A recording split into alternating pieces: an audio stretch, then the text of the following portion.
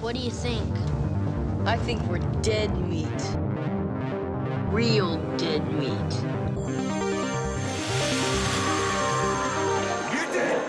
Go ahead and laugh, you guys. If I ever find a little bastards that did this, they're dead meat.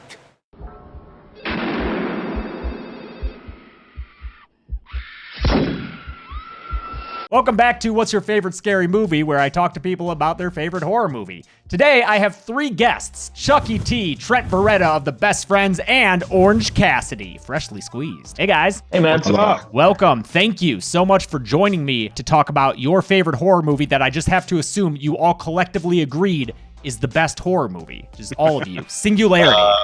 That's not true. That's not true? Well, this is what happened. Trent doesn't really watch horror movies that much. No, I don't deserve to be on this podcast, really. And Chuck really likes horror movies, and him and I share a little love for horror movies. And we had two movies we were going to talk about, but knowing that Trent hadn't seen it, I feel like we picked one that would make him baffled and shock him more than anything. And then also, I think it's a movie not enough people talk about. What do you think, Chuck? Yeah, I agree. And also, I know Trent loves Lawrence Fishburne. He just has like big Lawrence. Get enough of him, man. Show him your Fishburne tattoo. Maybe not. We'll save it for later. You got a Fishburne tattoo. But you guys, for I think for years, you guys talked about how great and how spooky this movie was. No one talks about it, and it's I think, for lack of a better word, it's wild. Trent, you just watched it for the first time recently then? Yes, I watched it yesterday, and I may have kind of cheated, like spookiness wise, because I watched it on my phone on a plane, which like it's not the same as being in the dark with like a big TV. And thought you were gonna say you cheated by sewing your eyes shut so that you wouldn't actually have to see the I horrors. watched the whole thing. I was pretty brave, actually. What did the person next to you on the plane think about that? I had my phone like this, just in case, and I'm glad I did because bloody orgy, and mostly for the bloody orgy. Yeah, I've actually, since my job is horror movies and I have to do a lot of traveling, I have watched many horror movies on the plane, and I have sometimes had to say to the people next to me, like, hey, I'm gonna be watching some heinous shit. It's for work, don't judge me. And then I put on Saw 6 and people's limbs are getting chopped off, and I'm just like, oh no, there are kids around here. I like how you have no choice. Like, I have to watch this movie right now on this plane. Gotta do it. I have to, man. Yeah, I will say that your choice for favorite scary movie, Event Horizon, is on the spookier side of things. I do appreciate that it came out in 1997, which I think is a weird time for horror movies. Scream had just come out, and so a lot of movies were doing the whole Scream thing, and this is decidedly not Scream. This is not a teen-oriented sexy slasher. It is a weird fucking sci-fi horror movie that takes Alien and just like scrambles it with a little bit of like a Lovecraftian twist, and then you get Sam Neill running around being a real scary bastard by the end of it. Yeah, it's like, I think Chuck and I were talking about it because when we were picking this movie, we're like, it's very hard to do a really well done sci-fi horror movie. Yeah, within the last 20 or so years, like with any kind of budget. Like I was looking, this one had like a $60 million budget, which is gigantic that would be gigantic for a horror movie now. Yeah. But like back then, especially, like it's just hard. Like so many of them end up being so like small and confined. Like there have been a bunch of good ones. Like I think like say like Moon with Sam Rockwell was great, but like it's very small and contained. Like this one is. That kind of horror, Moon? I would say, yeah. It's like horror adjacent. It's definitely creepy. Oh, nice, man. Yeah. That's a very useful term, especially in my line of work. I've actually used horror adjacent even for, very loosely, but for Mortal Kombat, which was Paul W.S. Anderson's first movie. It's not really horror adjacent. I just wanted to cover it. But it was because that movie mostly succeeded that he was able to make this very strange movie. And this was before he went on to do like Resident Evil and stuff. It's funny because watching this, I'm not really thinking Resident Evil except for the font used in all the what year it is and the end credits and the music that hits at the end credits. The music, Yeah, that was kind of out of place. Right? It's like, oh yeah, this was made by Paul W.S. Anderson. Yeah. But besides that, it feels just like a cool, very off-kilter, almost existential horror movie that has these like unspeakable horrors that it kind of lives up to by the end of it. It's very late 90s for sure. Everything about it. Every single thing about it. And also, I don't know if I'm one of those, I'm a rare person, but I really love when a movie starts out with just a couple of things you got to read real quick, just a couple of sentences. I am ready to go. I love too that it's like, I think 2015, we're like, you know what? By 2015, we're going to the stars, baby. Like, I think that's when they said that they had interstellar travel at that point or something. It was 2015 was a permanent colony on the moon, and then 2032 was Mars colonized. Are you going by memory, or that's just? No, I took notes. I rewatched it and took notes. I got to do that. Wow, those are good notes. How many times did you watch that? How many times have you seen Event Horizon? I had only seen it once before rewatching it for this show. It was one of those movies that I had heard of and had always intended to watch, but it was just a blind spot for a long time. The first time I watched it was probably a few years ago, 2 or 3. It lived up to its reputation because, you know, you hear that it's like this really weird, fucked up movie and you're like, all right, I've seen some weird, fucked up shit. But then you watch it and it's like, oh, no, it really is. Yeah, because especially in 97, I'm sure back in 97 it was a lot, but now movies have come out since then, like you just like Saw and all that stuff, but like it still is graphic. It is, yeah. Like a major release from a major studio, like it's Paramount. Yeah, that's the other thing is like there have been plenty of horror movies that are like, you know, made by low budget directors and indie grindhouse productions that are obviously super gory, but this was like a major release. I think I read that they wanted to push up its release because Titanic was being delayed. So like this was like their Titanic replacement almost. That's how big of a movie it was. And it's got eyes sewn shut and blood orgies, which we keep talking about. Cameron's taking too long with Titanic. You know what? Throw that space monster movie with a bunch of orgies in it. Throw it out there. Trent, what did you think this movie was gonna be when you're on the plane about to watch it and you see like a couple of sentences? You know what? I thought it was going to be, you guys really built it up. I thought it was going to be way more graphic. Oh, bummer. I don't want to talk shit about your guys' movie, but I was let down a little bit. Oh, wow. But I want to know what deep down in Trent's heart, how he felt about it. Yeah, put him on the spot. Yeah, I don't want, I'm not a horror movie guy because I get too spooked, and now I don't want to come on here and talk shit about a horror movie now. People are going to hate me. I do feel like we're on the horror movie podcast, like as outsiders, like as wrestlers. I have a wrestling podcast, and somebody came on and they were like, dude, my favorite wrestler is Ryback. He's the best ever. He's number one of all time. And I'm like coming on like, I'm afraid I'm going to get judged for liking this whack ass movie. That's why I think I preface that like, this isn't our favorite horror movie of all time. I just wanted to talk. If you had to pick a favorite, what would you say? They re-released The Exorcist in the theater, and I went and I saw it, and it just stuck with me for a while. So like that was the first one where I was like, oh wow, this exists. And I think that's like maybe not my favorite, but it was definitely the one that I was like, oh, I gotta get into this. And basically it was like my gateway horror movie to watch all these other horror movies. Got me started on it. What about you, Chuck? Do you have a different movie that might be your favorite, even though it's fun to talk about Event Horizon? If I had to pick a favorite, I think I usually go somewhere, The Thing, Carpenter's The Thing is up That's there. That's mine, yep. And The Descent. I very much love The Descent. Those are Hell two of my yeah, favorites. dude. That is also in my top 5 at least. Like, it's so good. Yeah, this movie is up there for me. I mean, I saw it in theaters in 97, so it would have been not. At 9, 10. Yeah. And, if I saw it at 9, holy shit. And I got the DVD. I think it was the again. first DVD I ever bought. We had just gotten a DVD player and I got it. Yeah, it holds a special place. And it's all, I mean, I stand by it. And Trent, you said you don't watch horror movies. Was there one that you saw that like kind of scarred you and put you off of them? Ooh, I don't know. I remember my brothers would watch, remember Are You Afraid of the Dark? Yeah. Like we would watch Snick together and that show came on last and I'd be like, all right guys, I'm out of here. I just wouldn't watch. Actually, I was going to say Alien probably for my favorite horror movie. Okay. Does that fully count? Yeah, for sure. That's basically a slasher in space. But I just remembered a certain episode of Are You Afraid of the Dark that scared the shit out of me. Which one? Was it the pool one? Because that's the one that stuck with me. It was the ghastly grinner. Oh, okay. Yeah. Just his face. And he did the smile and there was blue ooze coming at him. He was horrifying. You guys know this at all? Yeah, I do. I don't remember what was the that episode one. where they would blow up balloons and they go under the door and like that was and under the bed. There's a weird one. Maybe I just dreamt this. I don't know. Balloons. That sounds like a dark corner of the internet. A clown man. one, maybe. Probably a clown. I don't remember this pool one. Yeah, it was like someone came out of like the school pool and they were all like stringy and gross and shit. I don't know. It was real nasty. It stuck with me. That might be one of the ones I went to bed for. That's funny that that was like your gateway out of horror, because I think for a lot of people around our age, that was the gateway into horror, was watching that and then graduating to more spooky, scary movies. Oh yeah, I was a latchkey kid and we had HBO growing up, and so oh nice. I to this day believe that if I hang my leg over the side side of the bed. The crypt keeper from Tales from the Crypt will drag me under. I'm 35 years old. Yeah, right. If my bed's off the edge of the bed, he's gonna drag me under. He lives under every bed, no matter if it's a hotel, my house, anywhere. Crypt keeper's under there, so. So with Event Horizon, what are some of the things that really stand out to you? I mean, Chuck, you saw this 25 years ago when it first came out. So what were the scenes that drew you to this movie that made it so prominent in your journey as a horror fan? From the first time I seen it, I don't really remember necessarily any scenes, but it's the whole like a Midwestern / Southern kid, whatever you consider Western Kentucky to be, raised on religion and then being like, oh no, this is what hell's actually like.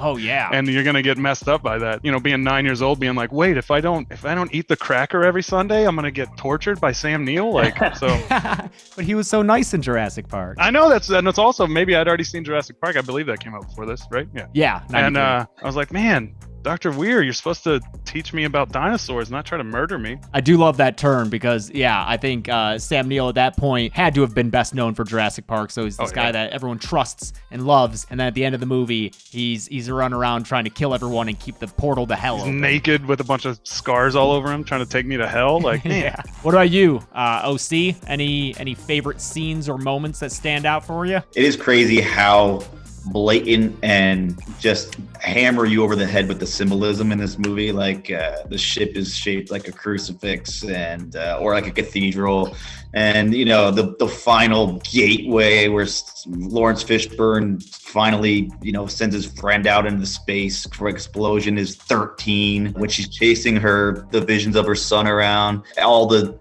doors are shaped like coffins. I mean, I didn't even notice that. Watching it now is like seeing all those little details. It was fun, I guess. I also love how a sci-fi space movie has to have a central room where there's a giant sphere in it. Yes. Can we think of something else? Oh, the core where it's like the rings rotating around the cube. Yeah, every single time there's a spaceship that's big, there's got to be a central sphere that has centrifuge. Who else has that? Prometheus kind of had that. Yeah, I think all those Prometheus movies. All those Prometheus movies. Well, yeah, this movie definitely borrows a lot from Alien. Oh yeah, that like set the rec room kind of where they're all hanging out and sitting after they first come out of the grav pods. That feels very much like the room in Alien where the chest burster first appeared. Even the grav pods themselves, I'm sure it's a common idea in sci-fi to have beds to contain yourself for long space travel, but just the design and everything looks very Alien-esque. Alien got it so right that like, if you do a space movie, you're probably going to steal from Alien. Like everything is, they nailed it.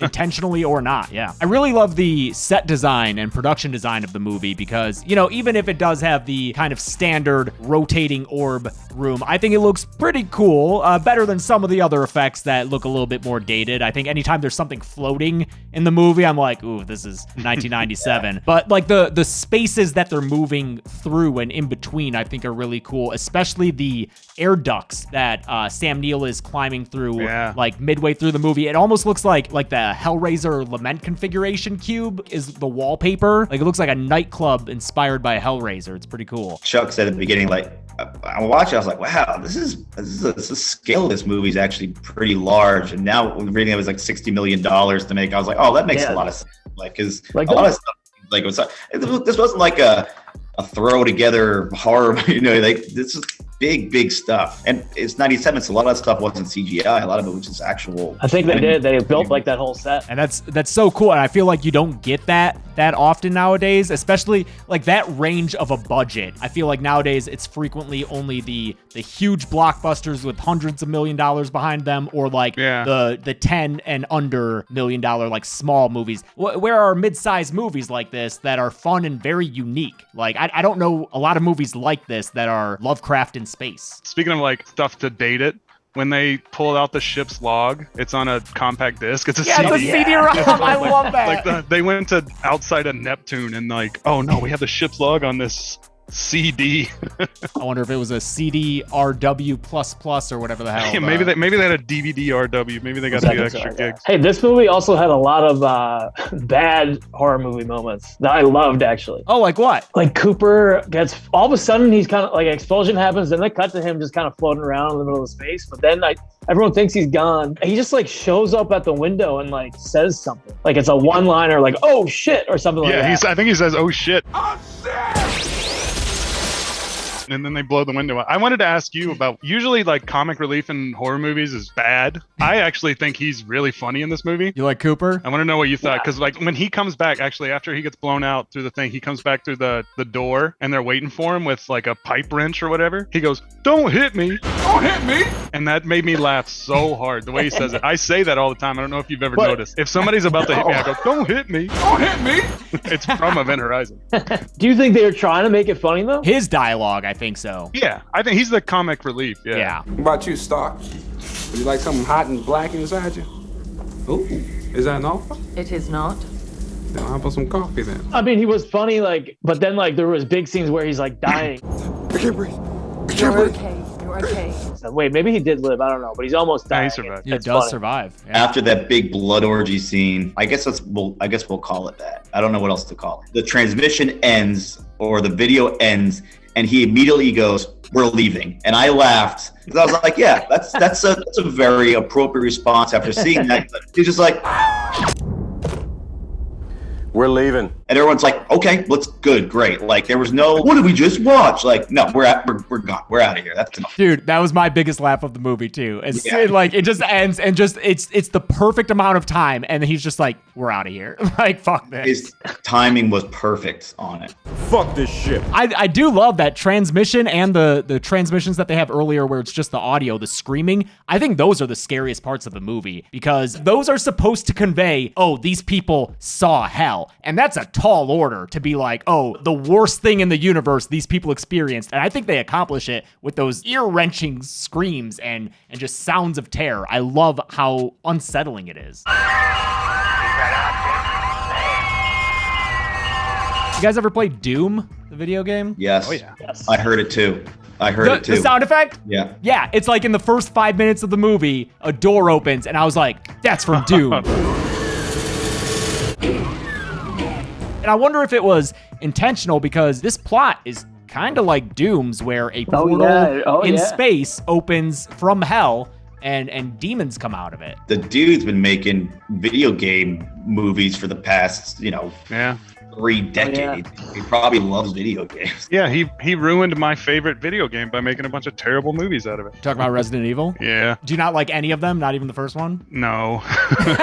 Resident Evil, seriously, like I used to be introduced as from Raccoon City when I wrestled. Like Resident Evil is Really? my favorite thing in the world. Yeah. Yeah, what'd you think of the new one? Welcome to Raccoon. I like the new one. I like the new one. Oh, wait, the new movie or the new game? The new games are awesome. The new movie I liked, actually. I thought it was at least closer to the video game than anything else that he ever did. Did you watch? What'd you think of the new movie? I have not seen the new movie. I've only seen the first Resident Evil. It's one of those series where it's like I watched the first one and then I was like, oh, what? How many are left? Oh, I don't have time for this. 7.99. Yeah, it's like friggin' Children of the Corn. I watched the first one. Was like, no, I can't do 9 more of these. All the rest of them probably still have, the children and the corn, so you'd be okay. I think you get the plot of it. I think the third one is Urban Harvest, and they move to like a lot in the city and are like growing corn on an empty lot, like Gerald's Field or some shit from Hey Like Arnold. Halloween, they just go rogue on the third one. Like the third one's always just weird. Yeah. Well, it's just like all these series got to go to the city at some point. It's like Leprechaun in the Hood, where that was. Plenty of horror movies have gone to space too that didn't start out in space, like Event Horizon. Leprechaun also went to space. Was Halloween H2O the one we put to space? Is that the other?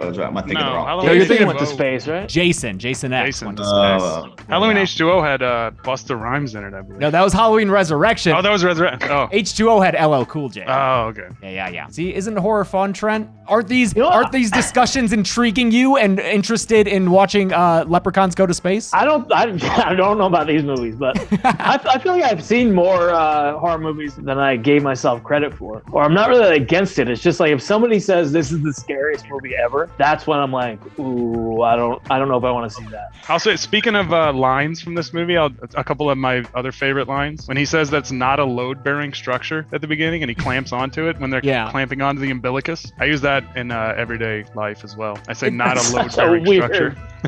Like if you try to, like, for instance, like try to set your cup on the edge of a table and it was like about to fall. That's not a load-bearing structure, man. And when you say this, you're thinking of this movie. You're not just saying that. Absolutely. Yeah. You must have watched this a ton when you were a kid, huh? I've seen this movie like at least 50 times, I think. Okay. Well, good pick for the show. Well, there's something so another part of this movie that is, so I was watching a movie called Interstellar. I don't know if you ever heard of it before. And there's a scene in the movie where she's explaining space, the travel, and she goes like this, and she folds the paper in half, and then she takes a pen and she pokes it through it. And I was like, oh, That happens in that's Interstellar? from Event Horizon. And you're like, what are you talking about? I'm like, no, in Event Horizon, they do the same exact. Sam Neill does the same way to explain. I would how love they. Sam Elliott in this movie, though. Yeah, right. With his mustache. I will say another thing I noticed in this movie last night watching it, even though I've seen this movie so many fucking times. Stark, the blonde lady, her name is spelled with a C. It's Starck. Oh. Stark.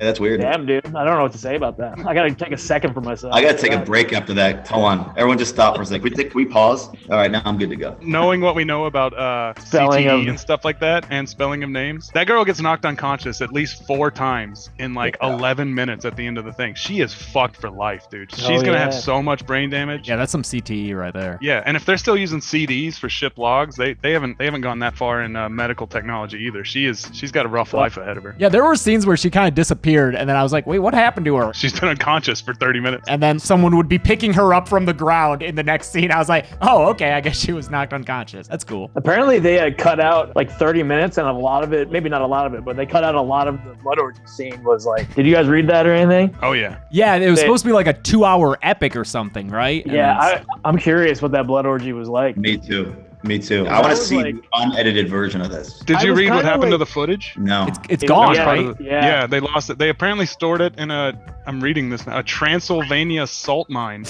is where they apparently it was supposed to be like to keep Yeah. it, I guess. That can't but it be got real. ruined. That's what not a it good says on place the to internet. store that. You don't want to store your movie there, man. Did you guys see Annihilation? Because that sometimes... I loved Annihilation. Yeah. Yeah, that's good sci-fi horror, and the blood Yes. orgy in this reminded me of the tape that they find and watch of Oscar Isaac and his crew, and I wonder if that was inspired by this, because they're both horrific scenes in really good movies. I gotta can't think remember. everything has been inspired by Event Horizon Yeah. Yeah. at this point. Seems that I mean, way. the obvious one is like, did you ever play Dead Space, the video game? No, I've always had it recommended to me, though. It's fantastic. There's 3 of them, but they're very obviously like influenced by Event Horizon. Is it like hell monsters in that game instead of aliens, or is It's it just people similar? that turn into like hell. It's kind of Doomish, but like you have to like cut their limbs off to kill them, and you don't have like machine guns. You have like weapons that, because he's an engineer, that he would have. Oh, that's fun. I just remembered I started playing that game and it was too spooky. And I gave up. Oh yeah. Speaking of Resident Evil, earlier Trent came over to my house one time, and I had Resident Evil 7 on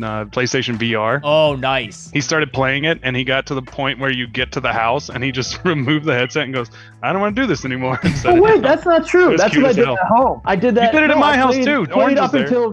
I played until Mia came up the stairs. Is that true? Yeah. All right. Well, it's a better story. But in my version. I tell this story when I first got the game. I was playing it by Yeah. myself, and when I got up to the door, I stopped playing for the night. Okay. Turned it off. So it's true. It's just you didn't see Tell it. them what you do. Tell them what you do. How you play scary games like that. Oh, Resident Evil. Wait, what would I do? I would play. for You'd 5 watch minutes and then YouTube stop. videos of what happens yeah. before, so that you I've done wouldn't that be scared too. and freak out. And when you said that to me, I got so sad.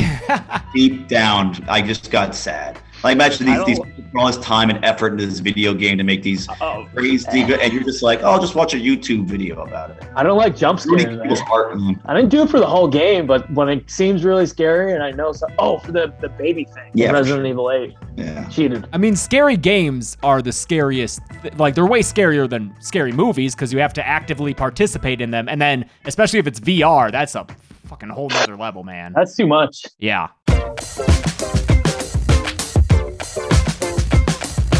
All right, well, when I talk to people about their favorite horror movies, I like to see if they can stump me with some trivia questions in a segment I called Stump James. And with this one, I'm not as familiar with it, so I feel like you have some pretty good odds of tripping me up with some questions here. So what do you got for me? What did Paul W.S. Anderson turn down to do this movie? Ooh, damn. I know the answer. Because he came off of Mortal Kombat. I'm assuming it's like another movie that came out in 97 or 98. I'm going to have to take a guess at this. It wasn't Titanic.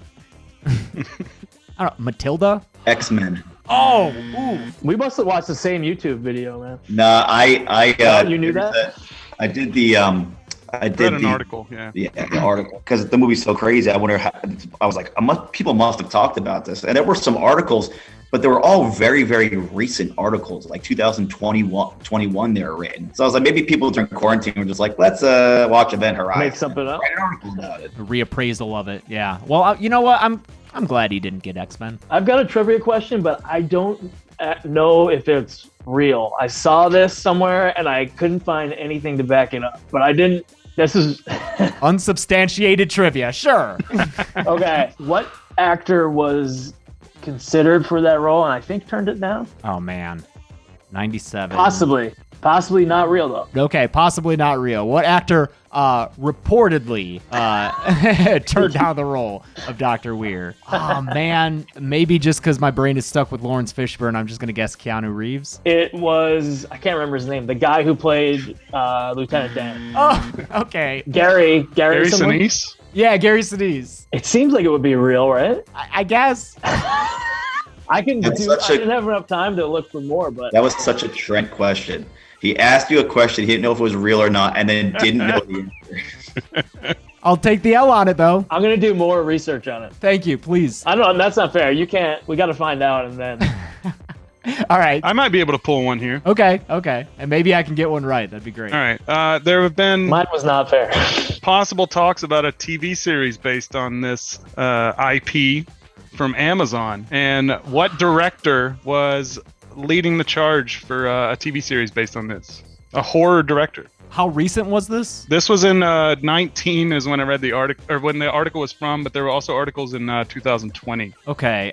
The movie that at least I know him best for came out in probably 16, 17, something like that. Oh, okay. So like a more recent one. Because Mhm. I was, at first I was like, maybe Clive Barker, but he's not that active nowadays, so probably not. Okay, so a more recent horror director. Probably not Flanagan, because he does, sure, I'll guess Mike Flanagan. He does TV series. The one I read said Adam Wingard? Oh, I've never yeah, actually heard yeah. it pronounced. He did I Your believe- Next. Maybe, yeah, You're Next, which is amazing. Which is fantastic. I Yeah, watched so recently good. again, and it's awesome. But yeah, apparently he's in talks with Amazon to do a TV series based on Event Horizon. All right, that's sure. That could be cool. Well, thank you guys for joining me to talk about Event Horizon. What did Jade talk about? What did Jade Thanks for talk having about? us, man. Jade chose the original The Evil Dead from 1981. Oh, which that's was All right. dope That as makes me hell. like, I already like Jade, but that makes me like her more. Yeah, that's cool. It was super cool chatting to her about that. I actually saw that one. Oh yeah, like that real low budget, like grindy, nasty. Yeah. I think I saw the original. Then they redid it with the same guy. They like made a sequel that was a half remake. It was a whole thing. Okay, I think Yeah. I saw the first two. Okay, that sounds right. Yeah. Guys, thank you so much for joining me for the conversation. Please continue doing what you're doing. You're very entertaining. You are some of the people who, my non-wrestling friends, when I force them to come over to watch pay-per-views, you are the people who they get excited about. So thank you for that. Oh, sweet. I hope people don't hate us after hearing this. The fact that you guys chose Event Horizon, I think, gets you a lot of cred, because you're right. Not a lot of people talk about it, but the people who know about it and have seen it understand how unique of a movie it is and appreciate it a lot. So I think that instantly wins you some favor. So don't worry about that. All right, good. Yeah, it wasn't Sweet. that good. Fuck. Okay, well, Trent, they're going to come after it. Thanks again, guys. Really appreciate it. Thank you, man. Thank you. Thank you.